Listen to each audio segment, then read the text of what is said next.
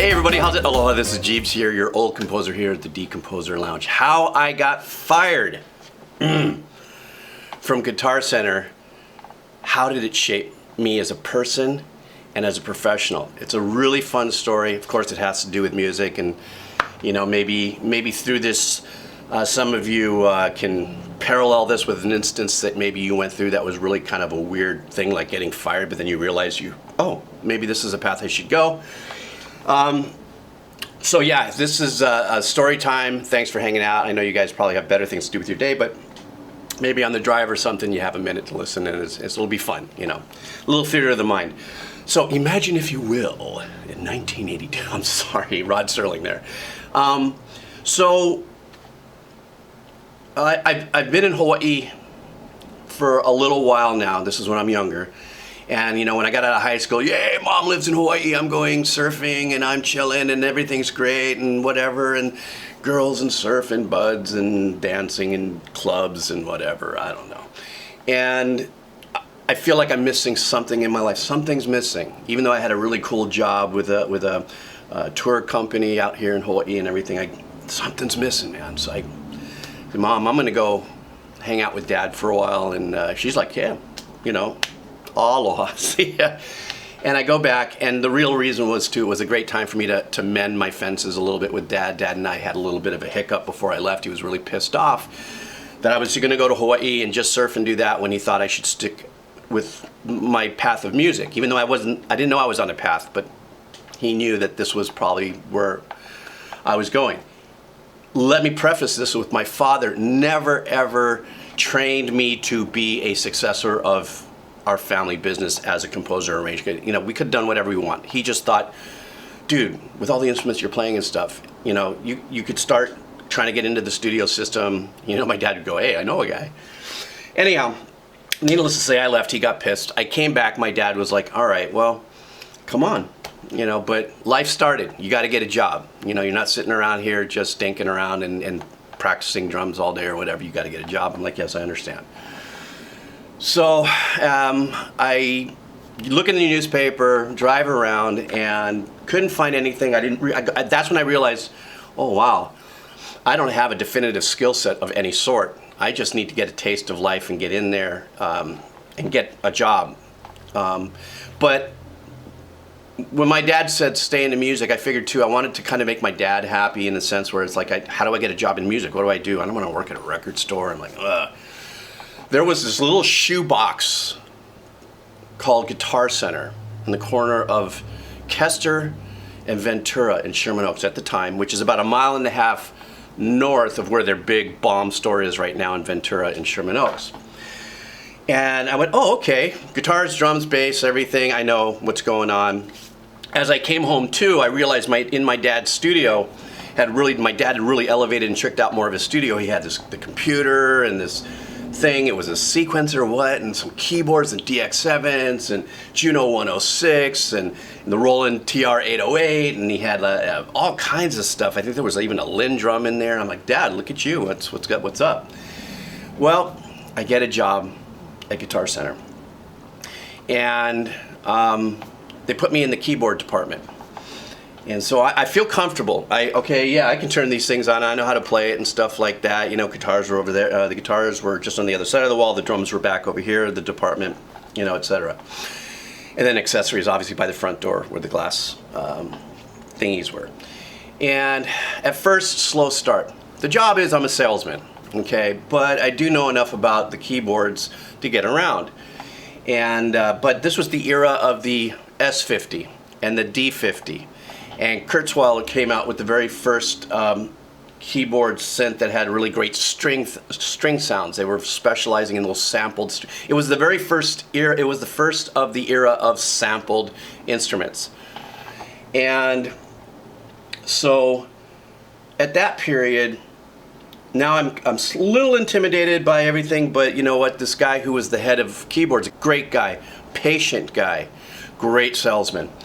I'd watch him close deals, but then I'd also watch him talk about stuff. So it was a really big learning curve for me, and I really took in as much as possible about the flow of electronic music / MIDI. The Atari 1040 ST was the bomb and the rage of the sequencers was the very first one. I think, was it Mark of the Unicorn? Who was that? It turned into Steinberg or something? I don't know. But it was the rage of sequencer. It was the very first really massed out sequencing programming computer that was, out there. So I'm learning all this stuff, and I find I'm really into this, and all of a sudden the customer would come by and stuff, and I go, I gotta sell. So I'll fast forward through a few months. Through a few months of me learning all this stuff, one thing that's starting to be really apparent to me is I'm not that good of a salesperson. I'm quick to walk up and say, hey, can I help you with something, whatever. And I'd let them walk around, maybe play a few things here, maybe try this, and then they'd go.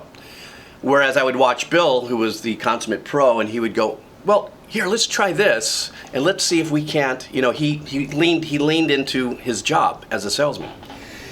And at the time in Guitar Center world, if somebody did come and buy something, you would say, well, let me see if I can't get a better deal, and then you would go up to the manager and see if you can get a better deal, and the manager would look at the books and say, yeah, let's give him this or her this, and let's throw in a cable and stuff, and let's see if they like that. And that was the thing. The mission was something called JIP or something. I forgot what the acronym stood for, but that was like to get your goal. Something of that nature. If any old Guitar Center employees out there see this, remind me if that's what it was or something. Anyhow, I'm struggling as a salesperson. Bill's already given me a couple conversations. The manager of that store, who I think ended up being the super powerful cat at Guitar Center, he had given me a little talk, because, you're really fun, you joke around a lot, the employees like you. I see you with the customers. You actually have a natural talent to talk to people, as if you guys don't know. Blah, blah, blah. He says, but, we're in the business of selling stuff. Like, yeah, no, I know. Well, so this one day, I'm playing. Actually, I'm just playing around with the S50, and I'm loading up all these samples, and it's these one finger type samples back in the day of the S50. Yes, you could load up a nice piano and a couple strings, but there was all kinds of samples that you could play that hold it down. It was this great symphonic sound and single note cluster type samples or whatever. And this lovely lady comes walking around. She has to be in her late 60s, early 70s, sees me playing this, and I go, hi, how are you? And she introduces herself. She goes, well, I'm here because I want to buy my grandson a keyboard, so maybe he would like the keyboard so he can learn about music. I'm like, wow, that's wonderful. And she goes, what's this? I go, oh, this is called, an S50. It's from Roland and yada, yada, yada. And what's this? Oh, that's not a keyboard, that's a drum machine. It's called a, SP1200 emulator or whatever it was. And we went through a few things. She goes, well, this sounds really nice. Maybe I should buy this. And I go, well, how old is your son?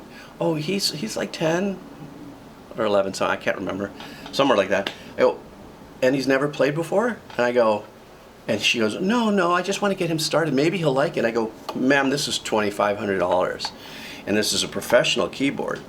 And, it's, maybe, let me show you these. And so I went over to where the Casios were and the smaller, all-in-one speakers inside, because, if you bought the S50, you have to buy what? Something to get the sound out of it, right? Like an amp or something. It was like going to be this never-ending thing for anybody who bought the S50 if you didn't have a studio set up already.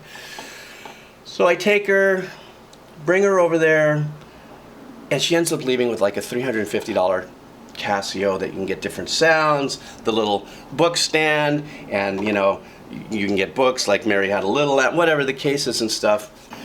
And I, go ahead and close the deal. I feel good, right? And so what ends up happening is about towards the end of my shift, I get called upstairs. Rich sits me down and says, hey, well, he didn't call me Jeeves at the time, they called me George. Hey, George, how are you? He goes, listen, we have fun with you here and everything, but this is a business where we sell things and everything, and really happy that you sold this Casio to this lady. But we feel that, maybe you should have let her had the S50 and let them try and then let them bring it back if they don't like it, and then we can refund and all that, and and then get them into another thing. But he starts giving me kind of the background and the essence of what sales is about and stuff, and what are the other options that could be taken instead of me talking somebody down the product, because everything is always about trying to sell up, right? This is not, I don't want this to sound like, this experience with Guitar Center was, that's because they're this way and F them. And no, everybody in sales, I don't care what you're selling. Air filters for cars, keyboards, tools and wrenches, whatever it is. If it's the business of sales, you always want, and I get that.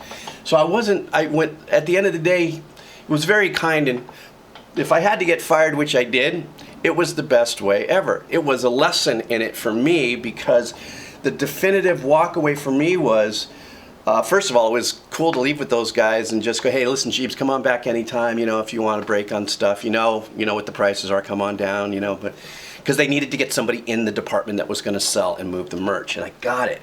But my big takeaway was I realized who I was and where my limitations or my possibilities were as a person, that I was just not built to be the salesperson. And the life bane of my existence has always been for me to talk more about something than it really is, and try to get somebody to come in, even be it even as a composer. That was one of my things where it's like I didn't want to overshoot. What is that? Put your ass in front of your mouth, or overshoot what my capabilities were to get hired and then maybe make a mistake or something. I just always wanted to be and felt, oh, no. Why spend $2,500? You can, spend $300 something, get this, and then if they like that, then they could step it up, And so, for me, the baseline, my very first real experience, let's just say in the real world, after getting Mickey Mouse jobs while I was just surfing and bouncing around in Hawaii and stuff like that, which were nice experiences too for me, but this was my first, I have to adult now, this is what life's all about. For me, it was, I realized I'm just not that guy. I'm not the person who's going to try to get you into something, buy something that you did not come here for, or just for the good of understanding what the true needs are, and not the needs of a company or my pocket, financially. It was a no-brainer for me to talk to this, lady and tell her that, no, just do it this way, and then if they like it, grow it this way. For me, going back to that, it was the baseline of realizing who I was as a person, what my capabilities were, and that I could never ever be a salesperson. I mean, I think when it came to my music and composing, back in the day, you had to be a little more of a salesperson about what you can do, because you couldn't say, hey, listen, check out my music on YouTube or Reverb Nation or Spotify or whatever. If you had a cassette tape of something that you demoed or had done and give it to somebody to listen, yeah, but you still had to be, oh, no, I can do that. Yeah, that's not a problem. And I never wanted to be the person that went outside of that and then get the job and realizing it's way over my head, and now how am I going to solve this problem, because now I've got a job that if I blow it, it could actually hurt my reputation. I always stayed in this comfort zone. And to some people who are friends of mine, they've never, dinged me about, my success, what it's been like. There have been a few people who said, you know what, if you just would have pushed a little more, if you would have just, you could have gotten this. I just didn't feel like I wanted to upsell myself. I just couldn't do it. I couldn't go up to somebody and go, hey, how you doing? Oh, yeah, wow. How are the kids? Wonderful. Oh, you got a new house, beautiful wife, what's going on? Oh, yeah. And in the back of my mind thinking, I'm doing this because he's somebody that can do something for me, and not organically really caring about the conversation that I'm having with this individual. So, anyhow, that's my story. I get fired from Guitar Center, and it's the baseline. It is the base of my persona where I'm beginning to grow as an adult, going, okay, I can't be a salesperson. Let's take that off the table. Anyhow, that's my story time. Thanks for hanging out. I'm gonna go check the surf again. I was so excited this morning. I did the clown core video. Surf was coming in, and I got up, and the wind had turned around, and it got all victory at sea kind of outside. So I was like, but the wind's dying down, so maybe a little surf now. You guys take care. Have a wonderful day. Aloha. right.